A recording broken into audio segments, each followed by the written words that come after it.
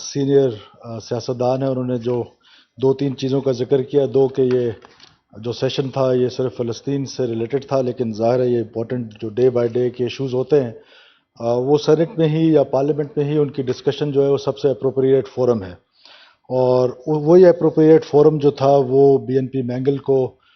پچھلے 8-10 سال بلکہ 15 سال سے اویلیبل رہا ہے، اور بالخصوص پچھلے 5 سال میں تو وہ مختلف حکومتوں کا بھی حصہ رہے ہیں، اور آخر میں وہ بلوچستان کی جو حکومت تھی اس میں بھی ہم سب کو اور بلوچستان کے لوگوں کو معلوم ہے کہ وہ اس کا بھی حصہ رہے ہیں۔ سردار صاحب کی پارٹی نے کل جو مجھے انفارمیشن دی گئی جو تھوڑی سی اس انفارمیشن سے مختلف ہے جو رضا صاحب کے پاس ہے، کہ انہوں نے ہم سے پرمیشن لی تھی کہ ہم یہاں پر ایک علامتی دھرنا جو ہے وہ پریس کلب میں دیں گے، اور ہماری جو سول ایڈمنسٹریشن ہے، ڈسٹرکٹ ایڈمنسٹریشن ہے، انہوں نے ان کو الاؤ کیا تھا کہ آپ پریس کانفرنس کریں اور اس کے بعد وہاں پر کریں۔ جو انہوں نے وہاں پر نہیں کیا، جو ان کو اجازت دی گئی تھی وہ وہاں کی تھی، لیکن یہاں پر آئے تھے کیونکہ اس میں بہت سارے ایکس پارلیمنٹیرینز بھی ہیں، اور پھر بلوچستان کا بڑا ایک کرونک سا ایشو ہے یہ مسنگ پرسنز کا، جو کہ میں سمجھتا ہوں کہ ایک ڈائسی سبجیکٹ ہے سر۔ اس کا کاؤنٹ ڈائسی ہے اور جو ریزنز ہیں وہ بھی بہت ڈائسی ہیں، اور اس پر ایک آبجیکٹو ڈبیٹ ہونے کی پاکستان میں ضرورت ہے، اور جب پارلیمنٹ کمپلیٹ ہو جائے تو پارلیمنٹ میں اس کی ایک آبجیکٹو ڈبیٹ کی ضرورت ہے sir. What are the reasons? کیا یہ جنگ ریاست کے خلاف پہلے شروع ہوئی یا لوگ پہلے مسنگ پرسن بننا شروع ہوئے، اور so and so on, there are self disappearances اور بہت سارے کاؤنٹ پہ جو ہے وہ ایشوز ہیں۔ تو میں سمجھتا ہوں کہ اس کا پرماننٹ حل آبجیکٹو ڈبیٹ میں ہے، تمام سٹیک ہولڈرز اس پہ ڈبیٹ کر لیں اور پارلیمنٹ ایسی لیجسلیشنز کر لے کہ وہ لوگ جو کسی بھی مسکرینٹ ایکٹیویٹی میں جائے ایک سیریس انسرجنسی کو کاؤنٹر کر رہے ہیں ہم، اس کو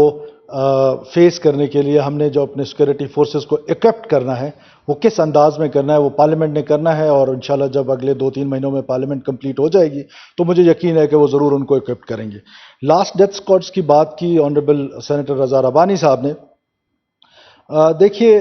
پولیٹیکل سلوگن تو ہو سکتا ہے، لیکن جو ڈیتھ اسکواڈز ہیں بلوچستان میں آپ میں ہم سب جانتے ہیں، بی ایل اے ہے، بی ایل ایف ہے، یو بی اے ہے، بی آر اے ہے، اور پھر لشکر بلوچستان ہے، اور ان کو کون ہیڈ کرتا ہے ان ڈیتھ اسکواڈز کو جنہوں نے 5,000 سے زیادہ سویلینز کی کلنگ کی ہے، جو سیکورٹی فورسز کی ان کو تو چھوڑیں،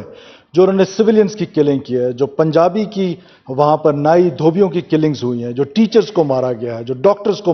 شہید کیا گیا ہے، پھر ایک میس مائگریشن 2009 آنورڈ ہم نے دیکھی ہے جو کوئٹہ شہر میں جو صدیوں سے لوگ آباد تھے، جو 100 سال سے آباد تھے، جن کو کبھی پنجابی سیٹلرز کا نام دیا گیا، ان کو جس بے دردی کے ساتھ وہاں نقل مکانی کرنا پڑا، کتنے پروفیسرز مارے گئے، کتنے ٹیچرز مارے گئے۔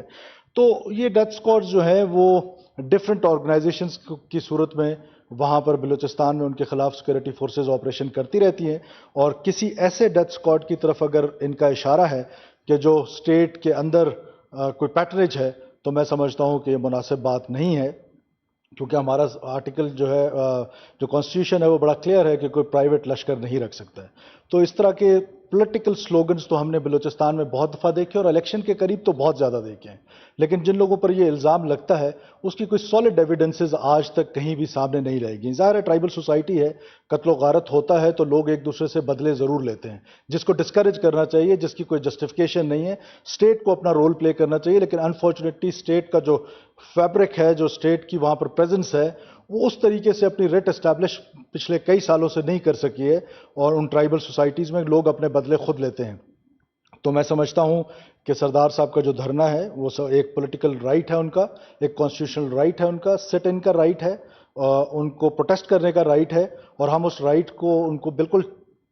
چیلنج نہیں کریں گے، لیکن یہ ضرور ہے کہ پرمیشنز لینا ان جیسی ایک سیزنڈ پولیٹیشین کو میں سمجھتا ہوں کہ ان پیرامیٹرز کا خیال ضرور رکھنا ہے کہ جب ہم اپنے ریڈ زون میں کسی کو الاؤ نہیں کرتے ہیں تو یہ کسی اور کو بھی جب الاؤ نہیں کرتے تو سردار صاحب کو بھی الاؤ نہیں کریں گے، لیکن یہ ضرور ہے کہ جب وہ آ گئے ہیں کیونکہ وہ سیزنڈ پولیٹیشین ہیں، اور ان میں سے بہت سارے ایسے ہیں جو ایکس پارلیمنٹیرین ہیں، ہمارے سینٹ کے ایک رکن وہاں پہ بیٹھے ہوئے ہیں، تو ہم کوئی مین ہینڈلنگ نہیں چاہتے، ہم ان سے جا کے مذاکرات کریں گے، ان کے ساتھ جا کے بیٹھیں گے، ان کی بات تسلی سے سنیں گے، جو ہماری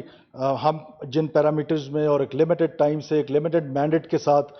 جو ہم کر سکے، جو ان کی چیزیں پوری ہو سکی ہم سے وہ کر لیں گے، ادروائز جو ان کے ساتھ وعدہ فردہ ہوگا وہ کریں گے۔ شکریہ جناب chairman. Order number 2. We may now take up order number 2. Senators Mohammad Ishaq Dar,